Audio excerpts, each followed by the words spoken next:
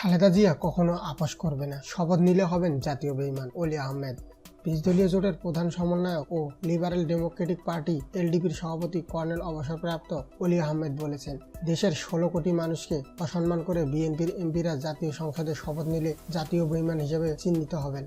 লোভে পড়ে জাতির সঙ্গে বেইমানি করার কোনো কাজ এলডিপি সমর্থন করে না। ভোটারদের সঙ্গে অসম্মান করে যদি সংসদে যায় সেটা তিনি সমর্থন করবেন না।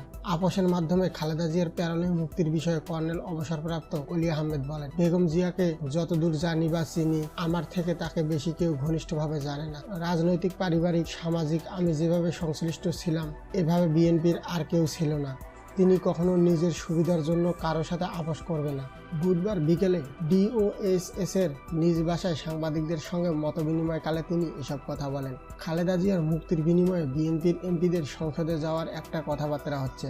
এ বিষয়ে কর্নেল অলি বলেন, যদি এটা সত্য হয়ে থাকে তাহলে আমি মনে করি কেউ ব্যক্তিগতভাবে লাভবান হওয়ার জন্য বেগম জিয়াকে ব্ল্যাকমেইল করছে। আমি মনে করি কেউ লোভে বশীভূত হয়ে বেগম জিয়াকে ব্ল্যাকমেইল করছে এবং বিএনপিকে বিপদগামী করছে। তিনি বলেন, লোভ ও জাতির সঙ্গে বেইমানি করা কোনো কাজে এলডিপি কখনো সমর্থন করবে না। 18 কোটি ভোটারের সঙ্গে বেইমানি করে যদি সংসদে যায় সেটা আমি সমর্থন করব না।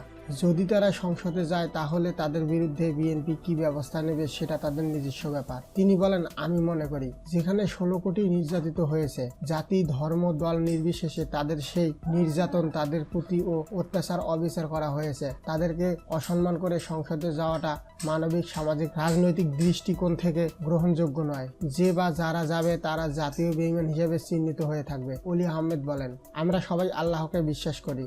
আল্লাহকে যারা বিশ্বাস করে না তারা কাফের ও বেঈমান। খালেদা জিয়ার ভাগ্যে যা লেখা আছে তা কেউ খণ্ডাতে পারবে না।